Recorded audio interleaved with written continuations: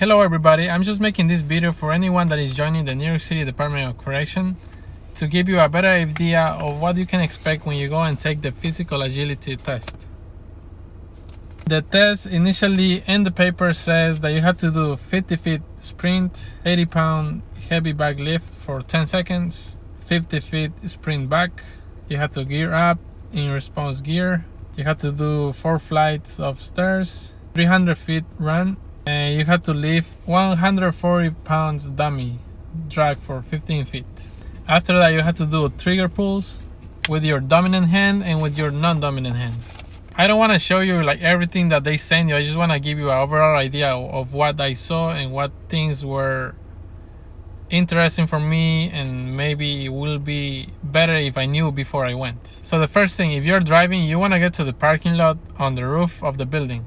So you access that by going on the side of the building, take a big entrance that is there, or go all the way up, and you're gonna go all the way forward to your left.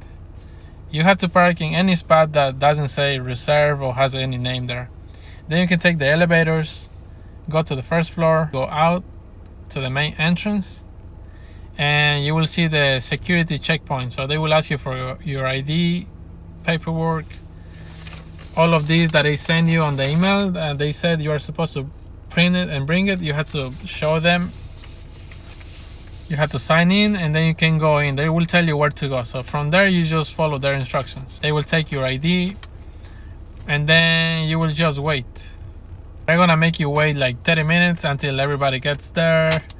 Everybody goes to the bathroom and everything. So after that, they will take you downstairs, and they will make you line up one by one in the order that you got there. So if you got there at the end, you will have to do the test at the end. They will take you to the test area and give you a run through, like quick run through, explaining everything, how it works.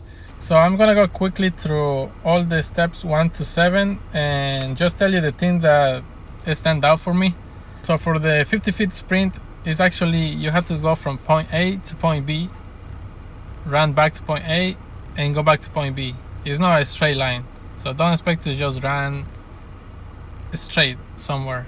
Is there and come back, so you have to pay attention how many times you have to go and come back.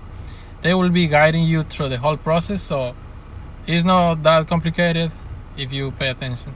After you finish running, you're gonna squat down, hug the bag that is gonna be hanging, stand up, and stay there for 10 seconds. They will tell you when are the 10 seconds over, so you just wait until they tell you to go. After that, you sprint back. You will have a table where you have all the gear. So you have to gear up in response gear. So that will be your, like a jacket that you have to put your hands through the sleeves, and then you have to put your helmet. The helmet is kind of the most complicated things because you have to clip it, but you cannot see what you're doing here. After that, you have to pull the strap and make sure that the thing that goes on the chin, stays here. I did all of that and it didn't work. It was loose, so I don't think I did anything wrong. I just think the helmets are not that good. So after that, you go straight to the 4 flights of stairs. That will not be normal stairs. That will be just stairs that are in the middle of the room and to the side of the room. That they will be like this. So that you take like 5 steps up and 5 steps down. So you start here. You go all the way up, all the way down. That will be 1 time. Come back, all the way down 2 times. You have to do, I think, 7 times. And you just have to make sure that your both feet touch every step and also the floor on both sides. If not, it doesn't count. After that, you have to run 300 feet. It's similar to the 50 feet that you did before, but this time you're gonna go running there and back like six times, I think. So just pay attention. They will be telling you this is the first one, second one, third time. Okay, and the last step will be the 140-pound dummy drag for 15 feet. That one is simple to understand, but it sounds light, but it's not too light when you actually do it because it's not that comfortable to drag it and then you're tripping with your feet when you're dragging it. They will tell you when to stop. So you just keep dragging forever until they tell you to stop. And that's it. After that, you will go to the table. They will give you a paper and you have to go to the other person that is gonna do the trigger pulls. So you will start with the dominant hand. They will ask you which one is your dominant hand. And here it says that you have to pull 16 times with one hand and 15 with the other one. But the test wasn't like that. They told me to just keep pulling the trigger until they tell you to stop. So I think they were counting it. I just was pulling it all the way multiple times, non-stop, until they tell you to stop. Then they make you switch hands, same thing with the other one, until they tell you to stop. Right after you do that, they will tell you you pass or you fail. They will give you your ID, you sign out there.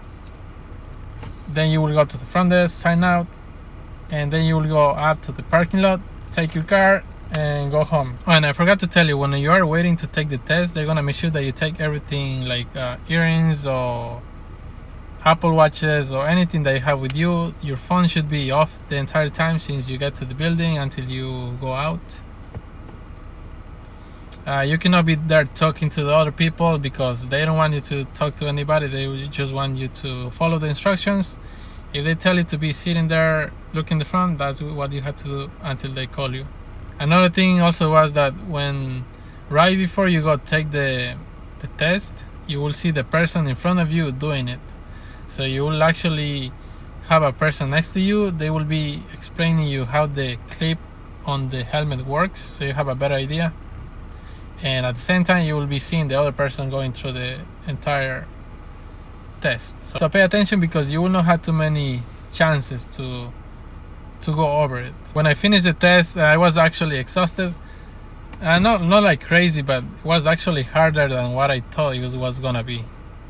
I didn't train for it. I just regularly go to the gym, lift weights.